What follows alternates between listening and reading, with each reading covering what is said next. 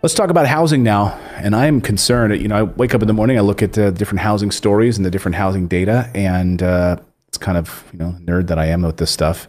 And first-time homebuyers right now better watch out. There's some troubling data out this morning from the Case-Shiller U.S. National Home Price Index, and it's not good. And I know, here's the thing, mainstream media is not going to tell you this. You're going to be seeing you watch CNBC and these other channels, and I've seen segment after segment how this is the best time to buy a house, right? This is the best time to go out there and buy a house because mortgage rates are incredibly low, historic lows. Just looking at the data this morning, we include those home price numbers or the mortgage numbers in our morning newsletter every morning, by the way. So if you want to get a look at that, just go to morninginvest.com and sign up for our free morning newsletter.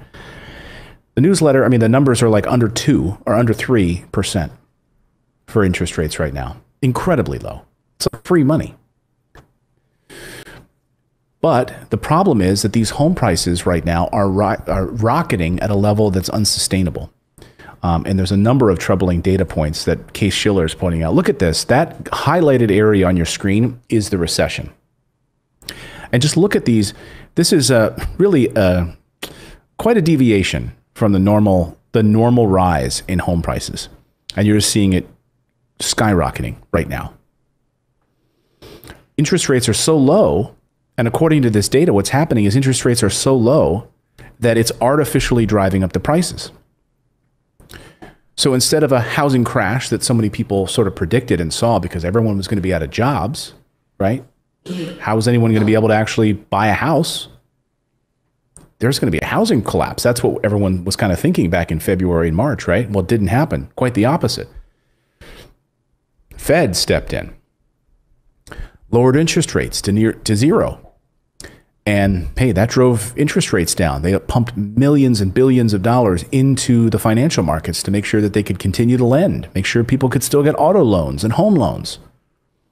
So the Federal Reserve is like propping up this entire structure right now. Now, make no mistake about it, there's still an affordable housing crisis in this country. We need houses. But the problem is that that's not where the crash is going to unfold around, or the problems are going to unfold. It's going to come because home prices are way overvalued. And it's going to push out people who are first-time home buyers. Now, I think this is a blessing and a curse because I'm not a fan of people buying a home to live in. I know it's counterintuitive, but imagine taking that 20% down money that you were going to put into an artificially inflated price of a house, right? It's not worth $250, maybe not even worth $200, but you're going to buy it for $250 just because you can get a good loan. And then what happens when all these prices moderate and your house price now drops to $170? It's not worth the money, the loan you have on it. And guess what? You just took a bath on that 20% that you put down. So that 20% that you saved up for years of work, right? You take that 20% down payment and you're putting it towards a house that's artificially inflated in price. And this is happening all over the country right now. From Phoenix to Minneapolis to Portland, all over the place. We're seeing artificially inflated prices. Now, this is great for sellers. Sellers can put their homes on the market and they're sold within minutes, in some cases. There's bidding wars breaking out all over the place. But the problem is that these home prices are artificially raised, and Wall Street is drunk on giving out mortgages right now because the Fed is backing them up. And the Fed is buying up all of these corporate junk bonds. They're buying up all of these mortgage-backed securities. It's like 2008 all over again. So here's my warning this morning.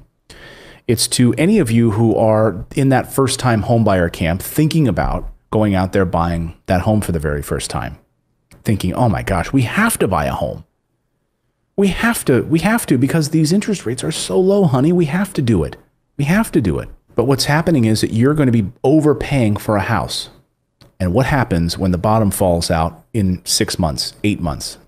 And that home that you have a $250,000 loan on is now worth $170,000.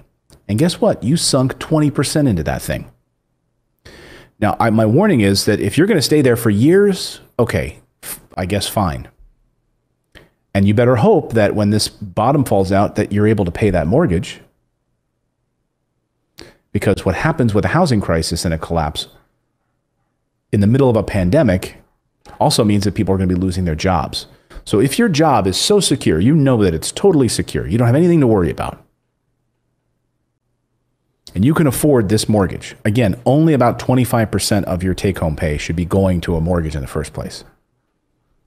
And you can afford this down payment.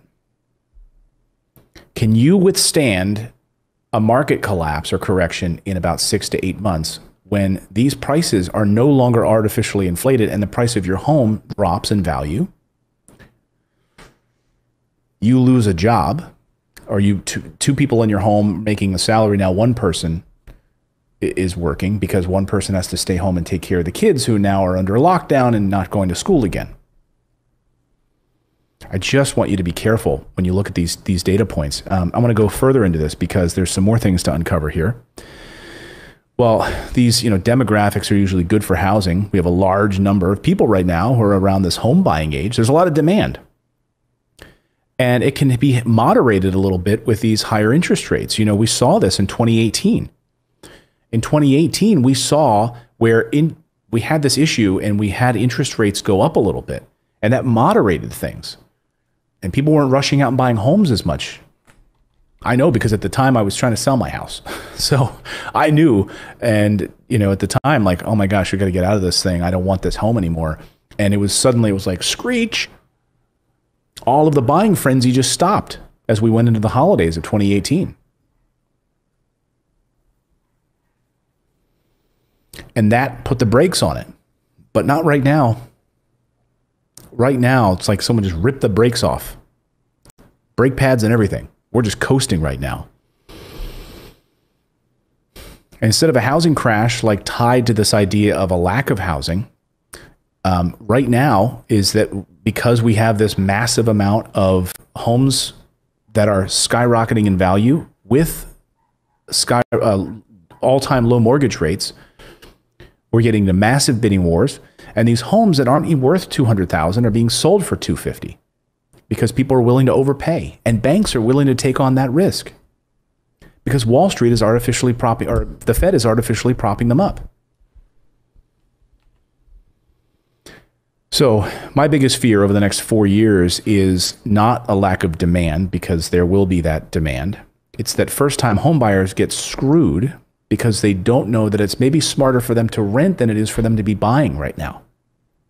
Is it okay for you to sit on the sidelines? Take that 20% and just put it into something smarter right now. What if you took that 20% and actually put it into rental real estate, where you actually bought an investment property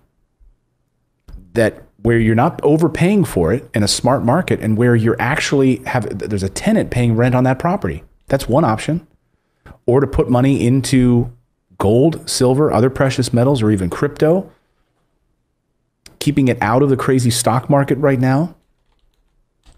But why would you want to take 20% of your money that's sitting in the bank and put it into these overinflated prices right now, where the bottom could fall out and you might not be able to get that money back or be able to pay that mortgage payment?